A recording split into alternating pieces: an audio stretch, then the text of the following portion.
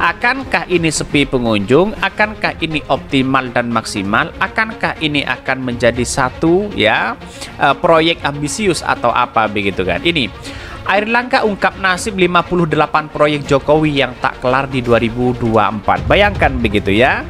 Artinya apa? Artinya terlalu banyak yang dibangun proyek-proyek yang tidak potensial di situ begitu, sehingga menyebabkan ya tidak kelar-kelar, tidak selesai-selesai di situ begitu. Dan pada akhirnya begitu kan, nasib Airlangga itu berada di tangan kejaksaan. Kenapa begitu kan? Ya, karena di satu sisi Pak Airlangga ketika dia apel siaga ada Partai Golkar hadir di situ begitu, seolah-olah ingin ada dukungan kepada Anies Baswedan. Yang kedua adalah terkait dengan proyek Pak Joko yang kemudian sekarang mulai dikritik begitu, dan pada akhirnya ada sesuatu yang tersandra di situ begitu. Tersandra gimana begitu? Bisa saja nasib Pak Airlangga tergantung di tangan kejaksaan begitu. Ada apa begitu? Infrastruktur tadi sudah disampaikan Pak Basuki. Yang berikut baik infrastruktur darat maupun langit maupun laut. Yang berikut tentu SDM. SDM itu butuh SDM yang sehat, SDM yang cerdas, yang seperti PU. Gesit, tadi apa Pak? Gesit.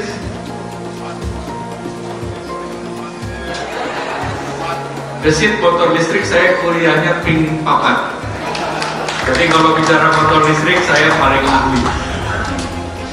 Nah, kemudian juga bertindak tepat, sehat, pandai, siap bersaing dengan perubahan artificial intelligence. Nah, itu yang paling penting.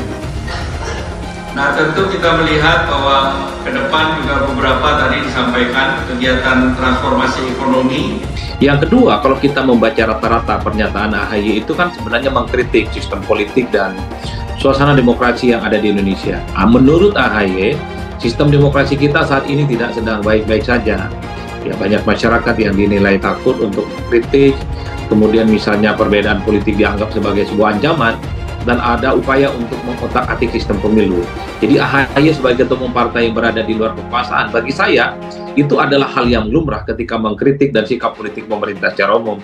Tapi overall Mas, bagi saya, apapun pertemuan yang disampaikan oleh AHY dan Airlangga, kalau kita melihat rata-rata semangatnya sama. Jangan sampai urusan bangsa ke depan itu yang besar gitu ya, tantangannya juga besar terutama di bidang ekonomi, hanya dikuasai dan dikendalikan oleh golongan dan kelompok politik tertentu. Butuh politik kerjasama, butuh politik gotong royong. Tidak ada pembelahan di situ. Itu yang disebut oleh Airlangga dengan tidak ada the winner takes all. Apakah semua menteri-menteri Pak Jokowi yang kemudian hari ini begitu punya masalah besar atau gimana begitu kan? Itu yang saya lihat begitu, atau tersandra begitu.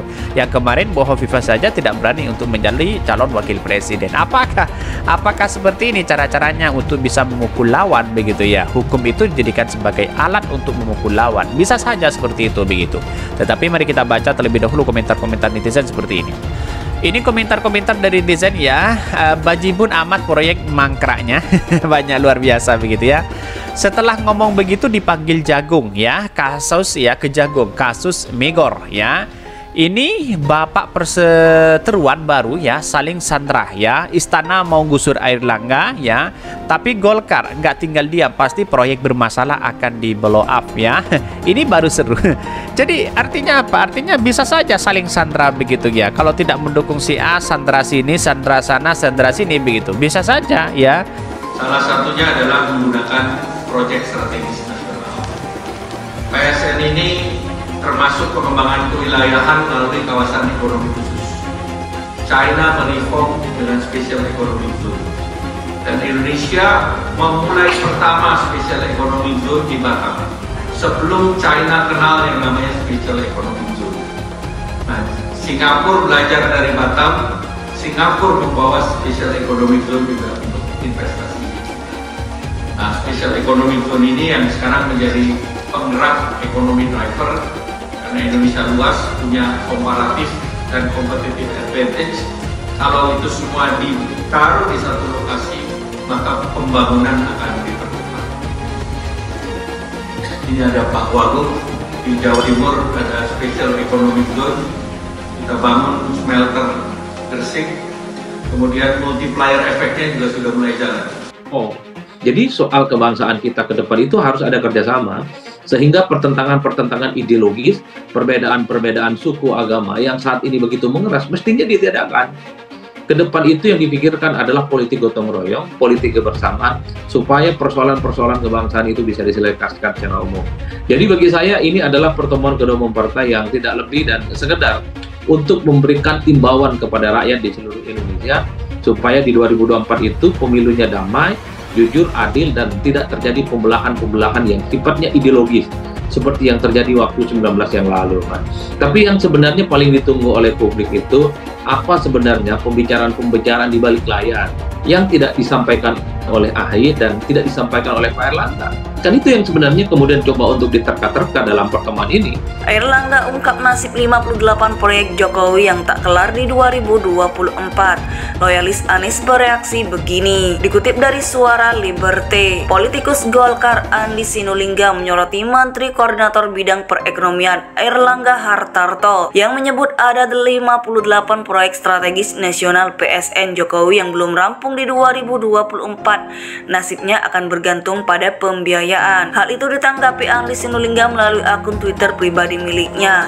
Dalam cuitannya, loyalis Anies Baswedan ini menyinggung begitu banyaknya proyek yang mangkrak. Bejibun amat proyek mangkraknya, ujar Andi Sinulinga dikutip Suara Liberté dari akun Twitter pribadi miliknya _Andi Sinulinga Selasa 25 Juli. Sementara itu dilansir dari CNN, Airlangga mengatakan status PSN selalu dievaluasi setiap 6 bulan. Dengan begitu, dirinya kudu membahas beberapa proyek dengan pejabat daerah dan stakeholder terkait mengenai proyek yang sekiranya tidak akan rampung di 2024. Proyek yang dilanjutkan tahun depan itu yang financial closingnya sudah ada dan tidak menggantungkan kepada anggaran pendapatan dan belanja negara (APBN). Dengan kriteria tersebut, proyek-proyek itu berlanjut, katanya di Kemenko Perekonomian Jakarta Pusat Senin 17 Juli. Tidak dihapus 58 PSN belum rampung, cuma seperti contoh jalan berhenti di Ciamis, tol gede Bagai Tasikmalaya, Cilacap alias Getaci, tidak sampai Cilacap. Nanti tentu masuk dalam skema normal, skema APBN, imbu Airlangga. Airlangga menjelaskan tol Getaci juga masuk dalam pembahasan bersama Gubernur Jawa Tengah Ganjar Pranowo pada Senin 17 Juli di kantornya.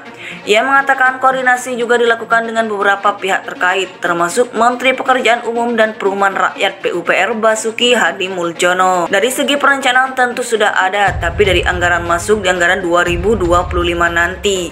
Oleh karena itu, anggaran 2025 akan dibahasnya di 2024. Jadi kita sesuaikan dengan siklus yang ada, tutupnya. Terkait hal itu, Ganjar menegaskan pertemuannya dengan Airlangga terlebih karena masa jabatannya sebagai orang nomor 1 di Jawa Tengah akan selesai pada 5 September 2023 mendatang. Ganjar ingin memastikan pekerjaan rumah PR yang dimilikinya bisa terselesaikan.